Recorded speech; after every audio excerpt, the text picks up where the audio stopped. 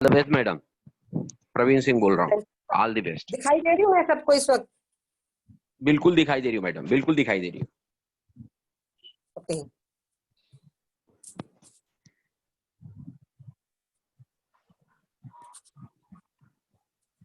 Hello, good morning class. बच्चों, आज की क्लास के लिए आप सब तैयार हो ना? पिछले पाठ में हमने सजीवों में पोषण के बारे में पढ़ा। इसके अंतर्गत तुमने वनस्पतियों और प्राणियों में पाए जाने वाले अलग अलग प्रकार के पोषण के बारे में जानकारी प्राप्त की। आज हम अगले पाठ की ओर करेंगे। मैं आपके साथ स्क्रीन शेयर करूंगी अभी।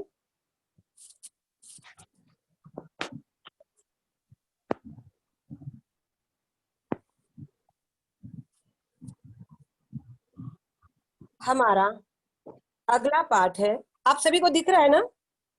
हाँ मैडम, दिख रहा है।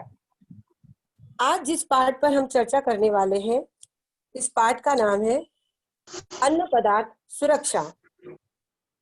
इस पाठ के अंतर्गत जो घटक हम आज लेने वाले हैं वे हैं अन्न की खराबी, अपव्यय व अन्न का भंडारण।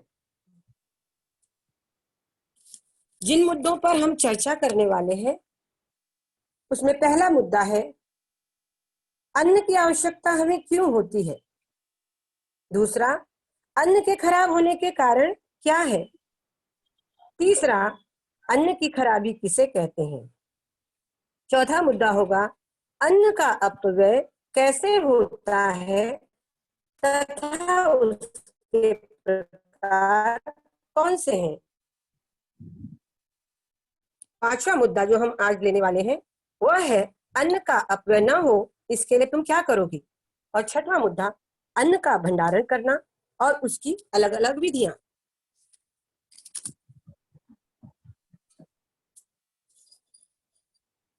बच्चों, सबसे पहले हम चर्चा करेंगे कि अन्न की आवश्यकता हमें क्यों होती है, उसके कारण कौन कौन से हैं। जैसे कि तुम देख रहे हो, इसका पहला कारण है ऊर्जा प्राप्ति करने के लिए।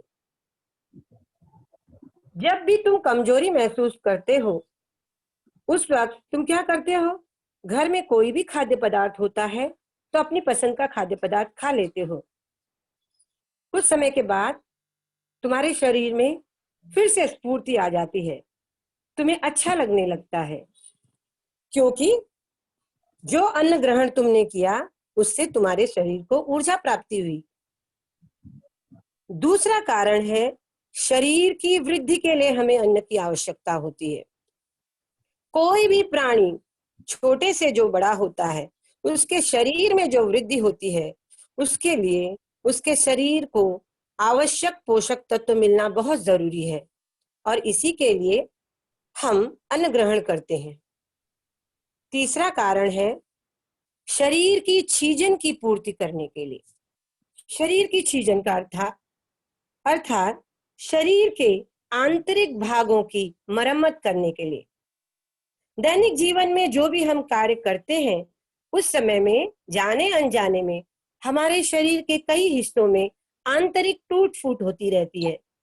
आंतरिक टूट फूट का अर्थ है हमारे शरीर की कोशिकाएं और ऊतक, और इन्हीं कोशिकाओं और ऊतकों की मरम्मत करने के लिए हमारे शरीर को अन्न की आवश्यकता होती है।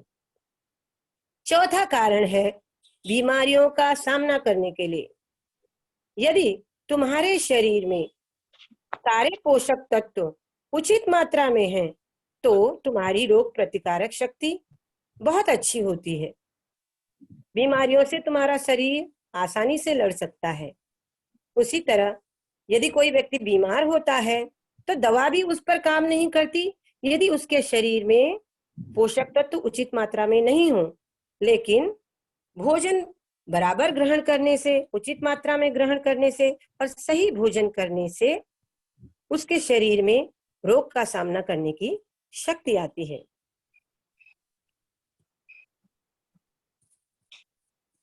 अब यहाँ पर तुम्हारे सामने कुछ अन्न पदार्थ दिखाई दे रहे हैं। ये है कार्बोज पदार्थ,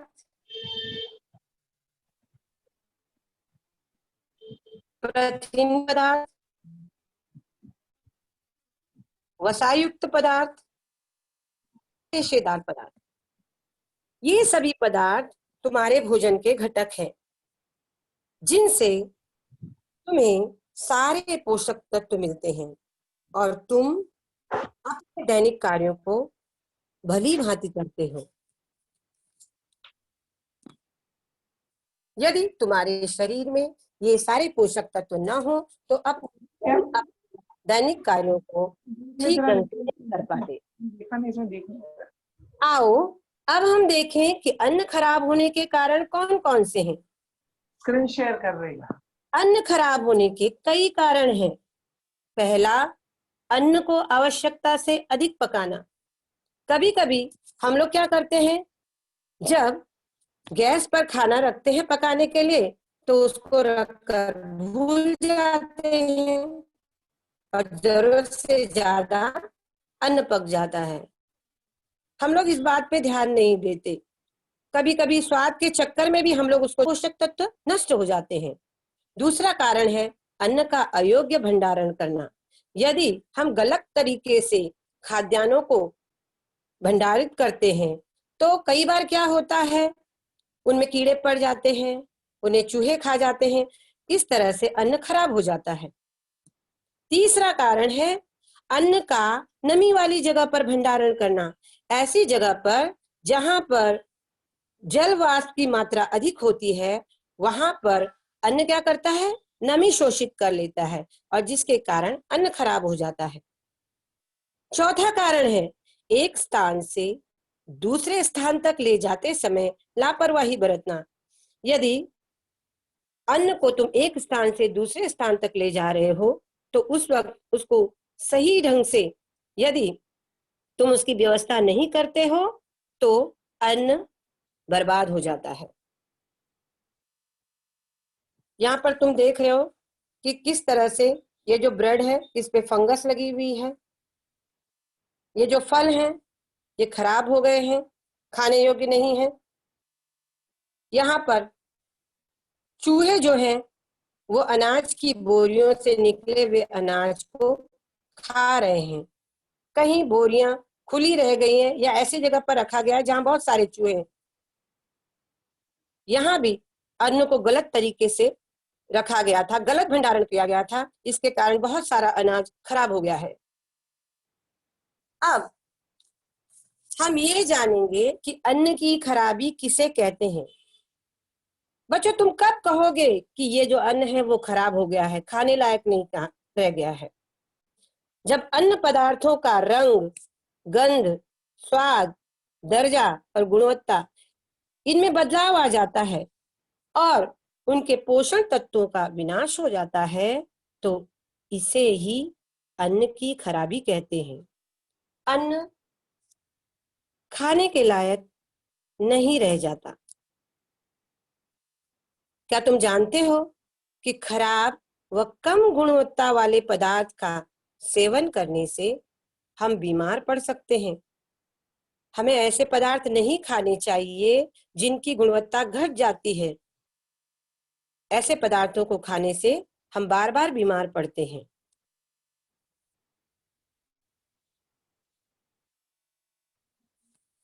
यहाँ पर देखो ये लोग क्या कर रहे हैं, खुले में खाने पीने का सामान बेच रहे हैं।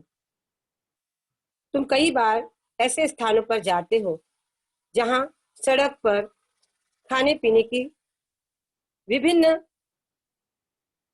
पदार्थ बिकते हैं और ऐसी जगह पर जाकर तुम भी बड़े चटकारे लेकर उसे खाते हो। कभी पानी पूरी, समोसे, इनको देखकर हमारे मुंह में पानी तो आ जाता है, हम खा तो लेते हैं, लेकिन बच्चों उस वक्त हम ये नहीं सोचते कि ये पदार्थ कैसी जगह पर बने हैं। जिस व्यक्ति ने इन पदार्थों को बनाया क्या उसने साफ सफाई का पूरा ध्यान रखा है? इसके लिए जिस पानी का इस्तेमाल किया गया है, क्या वह पानी अच्छी क्वालिटी का था? गंदा पानी तो नहीं था? ये सब हम कुछ नहीं सोचते और बस उसे खा लेते हैं, और यही कारण होता है तो फिर हम बीमार पड़ जाते हैं। तो हमें ऐसा भोजन नहीं करना चाहिए, इस बात को ध्यान में रखना चाहिए।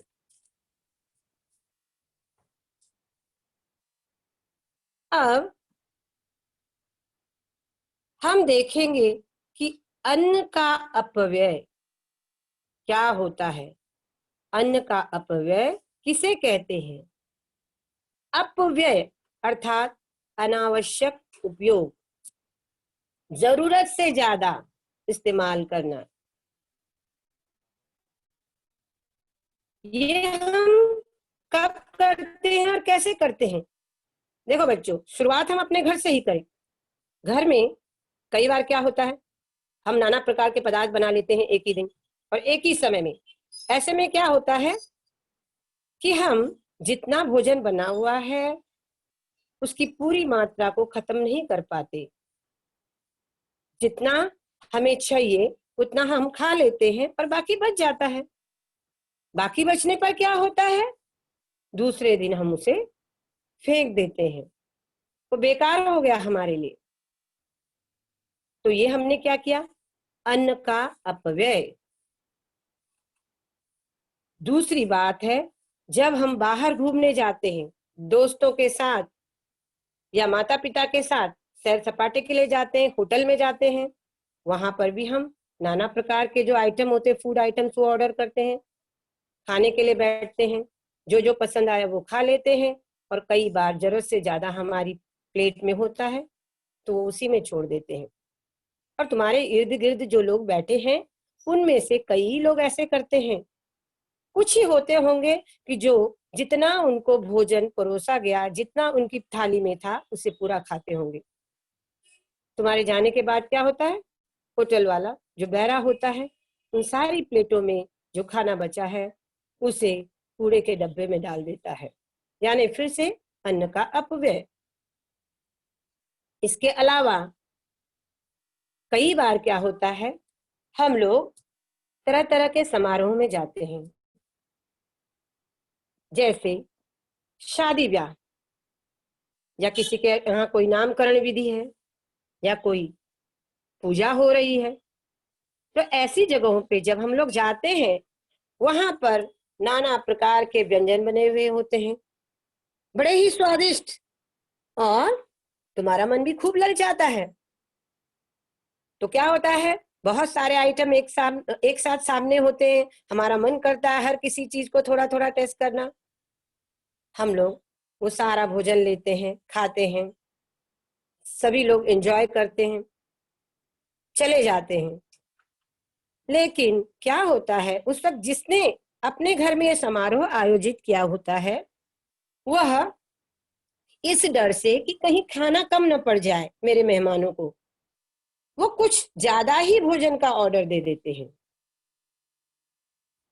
लोग जब खा के चले जाते हैं, वहां बहुत सारा भोजन बच जाता है। अब उस भोजन का क्या किया जाए? जितना चाहिए घर वाले भी रख लेते हैं, थोड़ा बहुत बांट भी दिया जाता है, लेकिन फिर भी जो बच गया उसे लोग फिर कूड़े के डब्बे में डाल देते हैं, फेंक देते हैं। इस तरह से अन्न का अपव्यय होता है,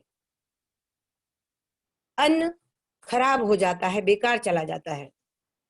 अन्न के अपव्यय के दो प्रकार हैं, पहला संख्यात्मक और दूसरा गुणात्मक। यहां देखो, जैसा कि मैंने अभी कहा, इस व्यक्ति ने बहुत सारा खाना ऑर्डर किया या इसकी थाली में बहुत सारा भोजन परोसा गया, और इसने जितना खाया उसके बाद जो बच गया इससे ये फेंक रहा है, जो बहुत गलत बात है। हमें ऐसा नहीं करना चाहिए। अब हम देखेंगे कि संख्यात्मक अपव्यय किन किन कारणों से होते हैं। संख्यात्मक का अर्थ है क्वांटिटी वाइज, मात्रा। जब खाद्यान्न की मात्रा जो होती है वो बेकार जाती है। इसका पहला कारण है जैसे गलत विधि से किया गया कृषि कार्य। कई बार कृषि कार्य करते समय जो अनाज होता है वो बहुत बर्बाद जाता है। जैसे कई बार किसान मुट्ठी से बुआई करते हैं, जब मुट्ठी से उसको फेंका जाता है बीज को, तो किसी जगह पे बहुत सारे बीज गिर जाते हैं, कहीं कुछ भी नहीं गिरता। ऐसे करने से क्या होता है, बहुत सारे छोटे छोटे पौधे एक ही जगह पे जब उगते हैं तो उसमें सभी वहां पे सरवाइव नहीं कर पाते और सड़ जाते हैं, तो इस तरह से वो बेकार चला जाता है। लेकिन समान दूरी पर यदि बीज गिरते हैं तो हर एक पौधा स्वस्थ अच्छी तरह से उगता है। दूसरा इसका कारण है अयोग्य भंडारण। जैसे कि हमने पहले भी चित्रों में देखा कि गलत तरीके से जब खाद्यान्नों का भंडारण किया जाता है तो उसमें कीड़े पड़ जाते हैं या उसे चूहे खा जाते हैं, तो इस तरह से अन्न नष्ट हो जाता है। तीसरा कारण है भोजन करते समय आवश्यकता से अधिक भोजन लेना। जब आप किसी होटल में बैठे हो या आपको घर में खाना परोसा जा रहा है या शादी ब्याह में आप भोजन लेते हो, तो उस समय जितना आपको चाहिए उतना ही आपको लेना चाहिए। जितना आप खा सकते हो उतना ही भोजन आप लो या परोसने के लिए बोलो। लेकिन जब आप जरूरत से ज्यादा भोजन ले लेते हो, फिर आपकी इच्छा नहीं होती खाने की और आप उसे फेंक देते हो, तो इस तरह से संख्यात्मक अपव्यय हो जाता है अन्न का। उसके आगे दूसरा प्रकार जो है वो गुणात्मक अपव्यय है। गुणात्मक यानी उसकी क्वालिटी खराब हो जाना, क्वालिटी वाइज डिटोरिएशन। ऐसा क्यों होता है? इसके कारण जैसे पहले भी कहा, एक तो है अन्न को अधिक पकाना, जिससे क्या होता है, अन्न को अधिक पकाने से उसके अंदर के जो पोषक तत्व होते हैं वो नष्ट हो जाते हैं और उसकी क्वालिटी बिगड़ जाती है। हमें जितना उससे बेनिफिट मिलना चाहिए, फायदा मिलना चाहिए, वो हमारे शरीर को नहीं पहुंचता है। दूसरा है जरूरत से ज्यादा परिरक्षक या प्रिजर्वेटिव्स का इस्तेमाल करना। अन्न को सुरक्षित रखने के लिए उसमें प्रिजर्वेटिव डाले जाते हैं, परिरक्षक डाले जाते हैं, जिससे उस पर कीड़ा ना पड़े। तो कभी कभी जरूरत से ज्यादा भी डालने से क्या होता है, वो जो अन्न है या वो जो खाद्य पदार्थ है वो खराब हो जाता है। इससे भी उसके गुणात्मक अपव्यय होता है, गुणवत्ता कम हो जाती है। तीसरा कारण है सब्जी आदि को काटने के बाद धोना। तुमने कई बार देखा होगा कि घर में लोग क्या करते हैं, सब्जियों को पहले काटते हैं और उसके बाद धोते हैं। तुम जानते हो ना, ऐसे करने से क्या होता है, सब्जियों के भीतर के जो जीवन सत्व होते हैं वो धोते समय पानी के साथ बह निकलते हैं और तुम्हारे शरीर को जो पोषक तत्व मिलने चाहिए वो मिलते ही नहीं। तो ऐसी सब्जी खाने से भला क्या लाभ? हमें ध्यान रखना चाहिए कि पहले सब्जियों को अच्छी तरह से धोएं और उसके बाद काटें, ताकि उसके भीतर जो भी जीवन सत्व प्रेजेंट है वो तुम्हारे शरीर को पूरी पूरी मिले। और जो अंतिम कारण है जैसे फलों का अयोग्य रख रखाव।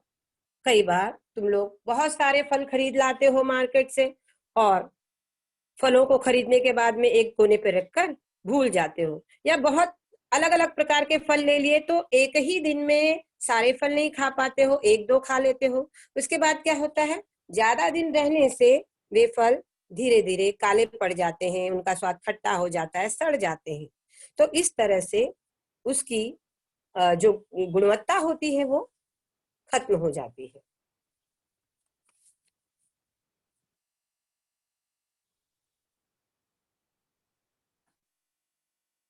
अब हम अगले मुद्दे पर आते हैं।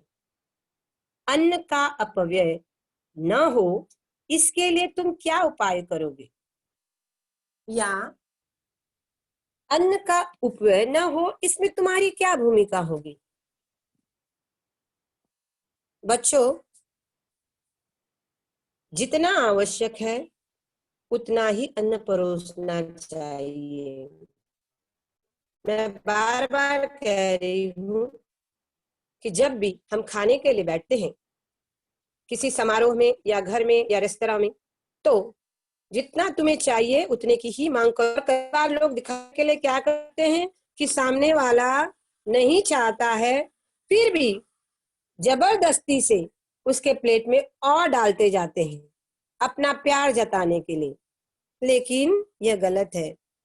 ऐसा करने से आप अन्न की बर्बादी करते हो। तुम जानते हो कि हमारे देश में बहुत सारे लोग गरीब हैं। कई लोगों को 1 जून की रोटी तक नहीं मिल पाती। कभी तुमने देखा होगा कई बच्चे जो होते हैं कचरे के डब्बे में पड़े हुए फेंके हुए खाने को उठाते हैं और उसे खाते रहते हैं। क्या यह अच्छी बात है? कई लोगों को जरूरत से ज्यादा मिलता है जो लोग फेंक देते हैं, और किसी को एक भोजन नसीब नहीं होता, समय पर भोजन नसीब नहीं होता। तो इस बात का पूरा पूरा ध्यान रखो कि हमें जितना चाहिए उतना ही मांगे, या जब कोई मना कर रहा है तो हम उसकी थाली में जरूरत से ज्यादा भी ना परोसें। दूसरी बात है, अन्न को अधिक मत पकाओ। ऐसा नहीं है कि आपने खाना चढ़ा दिया है और चले गए किसी और से बात करने, या मोबाइल लेकर बैठ गए या टीवी देखने बैठ गए, बस उसी में गुम हो गए और फिर भूल गए कि हमने अन्न को वहां स्टोव पर चढ़ा रखा है या गैस पर चढ़ा रखा है, और जरूरत से अधिक समय तक वो पक जाता है या तो वो जल जाता है। फिर ऐसा अन्न तुम्हारे किसी काम नहीं आता। तीसरी बात है, बचा हुआ अन्न मत फेंको, उसे योग्य तरीके से पुनः उपयोग में लाओ। जैसे कि फ्रिज का उपयोग, कुछ सामान बच गया है, तुम उसको दूसरे दिन फिर इस्तेमाल कर सकते हो। इसके लिए तुमको क्या करना चाहिए, उसको फ्रिज में रख दो। या जैसे कोई चावल मम्मी कभी बनाती है ना, चावल बच गया तो उसी को फिर से जीरे का तड़का लगा के उसमें कांदा वगैरह काट के उसको और मसाले डाल के अच्छे तरीके से फिर से गर्म करके उसको हम लोग खा लेते हैं। तो योग्य तरीके से उसका पुनः उपयोग में उसको लेकर आओ। इसके बाद अगला तरीका क्या है, जितना आवश्यक हो उतनी ही फल सब्जियां और अनाज खरीदो। वहां पर जो हमें लेना होता है वह तो लेते ही हैं, और उसके अलावा कई चीजें जो वहां पर होती है मार्केट में, लालच में आकर हम उसकी भी खरीदारी कर लेते हैं। यानी अनावश्यक सामान खरीद लेते हैं जिसकी अभी हमें जरूरत नहीं है, इस वक्त हमें जरूरत नहीं है, फिर भी हम उसको खरीद लेते हैं। आम खरीद लिए, सेब खरीद लिए, अंगूर खरीद लिए, केले खरीद लिए, सब्जियां भी 1 नहीं 2 नहीं 4 6 खरीद ली, या बहुत सारा गेहूं खरीद कर रख लिया, बहुत सारी दालें खरीद कर रख ली। तो ये जो जमाखोरी करना है ये अच्छी बात नहीं है। अब आज आप ले आए कई सब्जियां, लेकिन उनको कुछ दिनों तक रखने के बाद फ्रिज में भी कई सब्जियां ऐसी होती हैं कि जो खराब हो जाती हैं। आप देखिए, लौकी रखिए, शिमला मिर्च रखिए, 2-3 दिन के बाद में फ्रिज में रखने पर भी वो खराब हो जाता है। तो ऐसी सब्जियां खराब हो जाती है, हमें वो ज्यादा नहीं खरीदने चाहिए। या फल भी जितना आप खा सकते हो 2 दिन में 3 दिन में उतने ही खरीदो, ज्यादा मत रखो। दाल वगैरह भी यदि आप ले लेते हो कई किलो रख देते हो तो फिर उसमें फंगस लग जाती है, कीड़े पड़ जाते हैं। अगला, खाद्यान्नों, दूध, फल, सब्जी का योग्य भंडारण करो। जो भी फल फ्रूट आप लाते हो, सब्जी लाते हो, या जो दूसरे खाद्य, फ्रिज में रखो या सूखी जगह पे रखो ताकि वो खराब ना हो जाए। डिब्बे, बोतलों में बंद पदार्थों का उपयोग उस पर लिखी हुई अवधि के भीतर कर लो। कई बार हम लोग सामान खरीदने जाते हैं तो उसकी एक्सपायरी डेट नहीं देखते। जैसे तुमने कल के लिए खरीद लिया है, ब्रेड खरीद लिया, लेकिन खाते कब हो तुम, भूल जाते हो कल, और तुमको परसों खाना है। तो उस पर लिखी हुई जो एक्सपायरी डेट होती है वो बराबर जांच कर लेना चाहिए। अगर तुम एक्सपायरी डेट देखते हो तो जो उस पर एक्सपायरी डेट लिखी है, जो अवधि लिखी हुई है उस पर खाने की, उसके भीतर ही तुमको खा लेना चाहिए। अगर उसकी अवधि खराब हो गई है तो तुमको उसे फेंकना पड़ता है। इस बात का तुम्हें ध्यान रखना चाहिए। इस तरह से अन्न का अपव्यय रोका जा सकता है। यदि तुम इन सारी बातों को ध्यान में रखो, अपनी भूमिका बराबर बराबर निभाते हो, तो तुम अन्न के अपव्यय को रोक सकते हो। मेरी आवाज सुनाई दे रही है आप लोगों को? जी टीचर। Thank you. अब हम अगले मुद्दे की ओर बढ़ते हैं। अन्न का भंडारण करने की विधियां। बच्चों, इसके बारे में आपने पिछली कक्षा में भी पढ़ा है कि अन्न का भंडारण करने की कौन कौन सी विधियां हैं। इसकी पहली विधि जो तुमने पढ़ी थी, अन्न पदार्थों को प्रशीतकों में रखना। जैसे यहां पर देखो, प्रशीतक के अंदर फल सब्जियां रखी गई हैं, तो ये फलों को या पनीर को, दूध को, दही को, या चीज जो खाते हैं, सब्जियां इत्यादि है, या फ्रोजन फूड जिसको बोलते हैं, जैसे मटर। अभी जैसे मटर गर्मी के समय में नहीं मिलेगी, तो तुम लोग क्या करते हो, एक साथ कई किलो में रख देती है। या फ्रूट जूस है उनको लेकर रख देते हैं, या दूध है उसको रख लेते हैं। तो इस तरह अन्य पदार्थों को प्रशीतकों में रखना, यह एक पहली विधि है। दूसरी विधि है वायुरुद्ध डिब्बों में बंद कर रखना। जैसे कि जाम, मुरब्बा, अचार, ये सारी जो चीजें होती हैं, उन्हें तुम एयर टाइट डिब्बों या एयर टाइट जार में रख सकते हो, जिससे ये कई दिनों तक सुरक्षित रहते हैं और खराब नहीं होते। उसके बाद जो तीसरा तरीका है वह है सुखाना। जैसे बहुत सारे मसाले होते हैं, गर्मी के समय हम लोग क्या करते हैं, बाहर खुले में या धूप में उसे सुखाने के लिए रख देते हैं। जैसे यहाँ पर मिर्ची दिखा रहे, मिर्ची सुखाई जा रही है। उसी तरह मछलियों को भी, जो लोग मछली खाते हैं, मछलियों को सुखाने के लिए बाहर रखते हैं और फिर साल भर उसका उपयोग करते हैं। वह है उबालना। दूध, जाम, टमाटर, ये सारी ऐसी वस्तुएं हैं जिनको कि उबाल कर सुरक्षित रखा जा सकता है। टमाटर का सॉस बनाया जाता है। और दूध को तो आप सभी लोग जानते हो, पाश्चराइजेशन की विधि से दूध को कई समय तक टिकाए रख सकते हैं। तो ये सारे तरीके हैं जिसके द्वारा अन्न का भंडारण किया जाता है, जिसके बारे में तुमने पिछली कक्षाओं में भी पढ़ा है।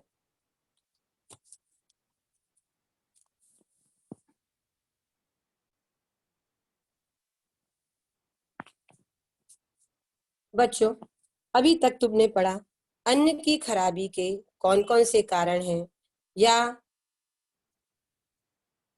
अन्न का अपव्यय किन प्रकारों से होता है, हमें उसके लिए कौन कौन से उपाय करने चाहिए। अब अगला मुद्दा जो है वह है अन्न पदार्थ सुरक्षा और अन्न परिरक्षण। बच्चों, विभिन्न कारणों से अन्न में बैक्टीरिया, जिसे हम सूक्ष्म जीव कहते हैं, उनकी वृद्धि होने से अन्न खराब हो जाता है और उसमें कीड़े पड़ जाते हैं। अन्न परिरक्षकों का उपयोग किया जाता है। इस तरह से अन्न पदार्थ को सुरक्षित रखने की पद्धति को अन्न परिरक्षण कहते हैं। अन्न परिरक्षण के बारे में हम विस्तार पूर्वक विज्ञान की अगली तासिका में पढ़ेंगे, उसके बारे में चर्चा करेंगे।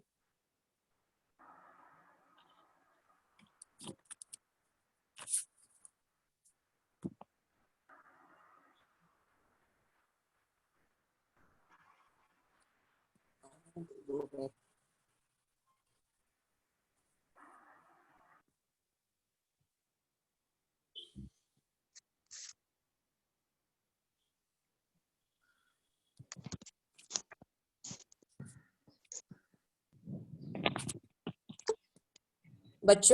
अभी तक हमने जो चर्चा की, मुझे आशा है कि तुम लोग उसे भली भांति समझ गए होंगे और तुमने ये मन ही मन निश्चय भी कर लिया होगा कि हम कभी अन्न का अपव्यय नहीं होने देंगे और न ही उसे खराब होने देंगे, ताकि हम उसका उपयोग सही ढंग से कर सकें। अगली ताशिका में मिलने से पहले तुम्हें 2 प्रश्नों के उत्तर ढूंढने होंगे। पहला प्रश्न है, शादी में अक्षत के रूप में जो चावल डाले जाते हैं उसका अपव्यय कैसे रोका जा सकता है? जरा सोचना कि क्या इस तरह से जो अक्षत के रूप में चावल डाले जाते हैं वह अन्न का अपव्यय है? क्या हम उसे रोक सकते हैं, उसका सही इस्तेमाल कर सकते हैं? और दूसरा प्रश्न तुम्हारे लिए यह है, तुम पता करोगे विश्व अन्न सुरक्षा दिन किस तारीख को मनाया जाता है। इन दोनों प्रश्नों के उत्तर आप लोग ढूंढोगे और फिर हम अपनी विज्ञान की अगली तासिका में फिर से मिलेंगे। Thank you. Thank you madam, बहुत अच्छा रहा मैडम। हाँ, बहुत अच्छा क्लास रहा आपका मैडम। मैं मीनाक्षी निषाद बोल रही हूँ। मैडम नमस्ते, थैंक यू। मेरे को पता नहीं था कौन कौन है।